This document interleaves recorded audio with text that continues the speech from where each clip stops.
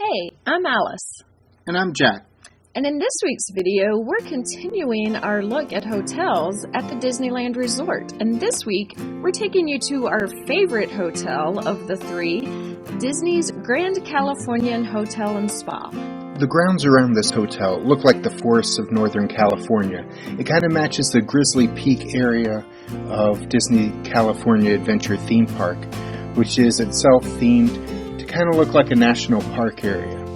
And there's a reason for that similarity. The back side of the Grand Californian Hotel is right up against Grizzly Peak and its Redwood Creek Challenge Trail attraction. So you can see the hotel from the Redwood Creek Challenge Trail area, and it looks like it fits right in with its surroundings.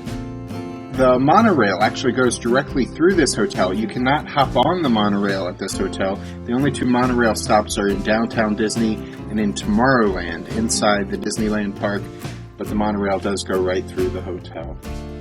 And something I love about this hotel is this lobby. It is gorgeous, absolutely beautiful inside. It's also really large, and there are tons of places to sit.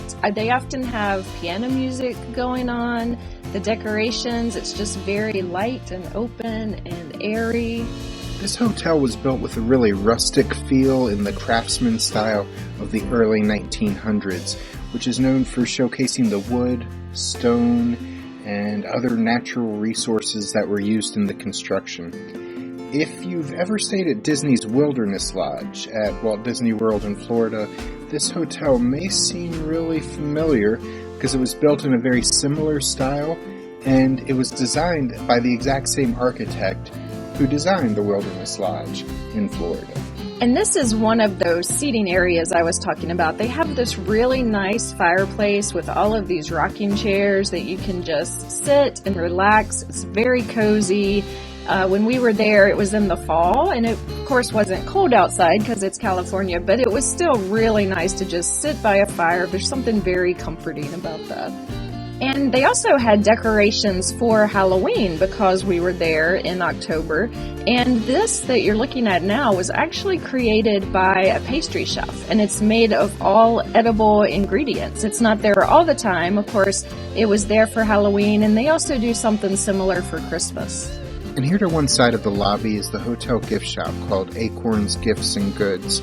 In addition to all the usual Disney theme park merchandise, there's also a very nice line of Grand Californian merchandise, including hats, t-shirts, journals, magnets, bathrobes, all which have the Grand Californian logo displayed on them. And this is another one of those seating areas that I love so much. This one is outside, and they have these just scattered throughout lots of different places. This one is in between a couple of the restaurants. They also have another fireplace outside that you can sit around, and it was just really relaxing, really nice to sit out there. You can order food and take it out there, or they had some servers walking around who would serve you from the restaurant and let you eat outside. Here's the entrance to the Redwood Pool. We don't really have any good pictures of it. Of course, we didn't stay at this hotel to go into the pool area. You have to actually be staying there. But there is a 100-foot water slide that goes around the trunk of a fake redwood tree that was built by Imagineers. It looks really cool. But now let's look at some of the hotel rooms. This is also one of the more expensive hotels on the Disneyland property, right? Yeah, the average room is around $700 a night. We looked up rates in October. Of course, it depends how big a room you're getting, what the view is, and whether you want just a regular room or a suite. Obviously, some are less than $700. Some rooms are way more than $700. And there is a little bit of Disney character theming to the rooms. There's images of Chip and Dale or Bambi and Thumper sprinkled around throughout the rooms and suites. So a little bit of Disney magic that families are going to enjoy. And they have a couple restaurants here. So this is Napa Rose. This is their signature fine dining restaurant at lunch and dinner. They also have a princess character breakfast that you can go to. And there's also a restaurant inside next to the fireplace called Hearthstone Lounge. This is the one we went to. It's the Storytellers Cafe. We went there for a character brunch. On weekdays, they have character breakfasts. On weekends, they have character brunches. And it was a really cool experience. What'd you like about it, Alice? I really liked this place. Here you can see on the floor, they kind of start the story. It's all about storytelling. So you can see these decorations around the top of the wall here. They're metal, and they're all about storytelling. They have lots of quotes on the walls and in various places. So that was really awesome. And then, of course, there's the characters. I love meeting characters, and they were really interactive here. Chip and Dale came to our table several different times and sort of joked around with us. And you get to see Mickey and Minnie. And then the food was good. It was a brunch, so you had your choice of breakfast items, some lunch items, some fresh fruit, some pastries. I thought it was really good. Mickey waffles, of course. They've got all different kinds of cereals.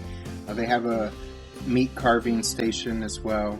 Yeah, it was really good food. The cost was about $45 for adults and $27 for children for this buffet. And again, it's all you care to eat. You're getting to meet characters without your kids having to stand in line for an hour to meet them inside the theme parks. So it was just a really cool experience. It's well done. They even give you a pin with the logo for the buffet as a gift for attending. So it was a lot of fun. We had a really good server. Yeah, that's what I was about to mention. I wish I could remember his name, but he was awesome. And he also came and even took some pictures for us so that we could be together with the characters.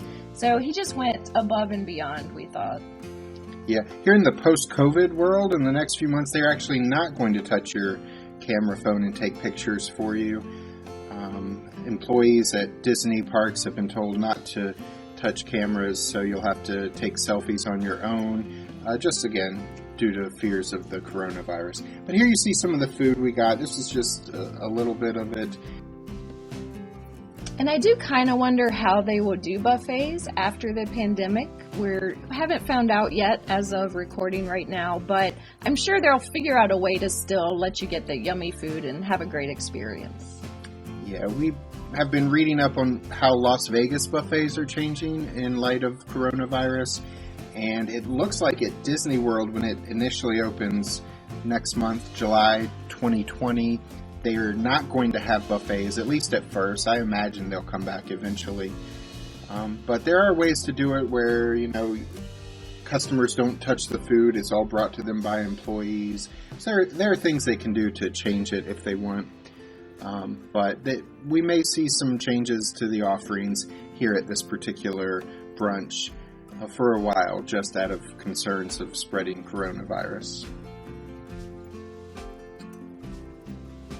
Now, I mentioned before, one cool thing about this hotel, it does overlook the Grizzly Peak section of Disney California Adventure Park. There's also some rooms overlooking downtown Disney up near the top of this map. So you have a really good view. In fact, there's even an entrance from the hotel here directly into Disney California Adventure. You don't have to go into the public entrance if you're staying in the hotel. You can just go through security here and walk straight out of the hotel and into the theme park. So that's a really cool benefit. Here's the rooms overlooking the theme park. And one of the cast members told us while we were there, they offer a tour that's about a 30-minute tour of the hotel that kind of explains the decor and some of the Imagineering. Now, that may be something else that changes after the pandemic. I'm not sure, but if they still offer that, I think that would be a great thing to go on. We actually didn't get to because we didn't have time, but I would love to do that. Absolutely. And here you see rooms overlooking the downtown Disney shopping area as well. This is a great hotel. If it didn't cost $700 a night, this is probably where we would want to stay. But it does cost about $700 a night, so... But I'm still holding out hope. Jack is going to take me there one day. But that's it for this week. We hope you enjoyed this video. If you did, please give us a thumbs up and hit that subscribe button so you don't miss our next video. And we'll see you the next time. We're traveling through.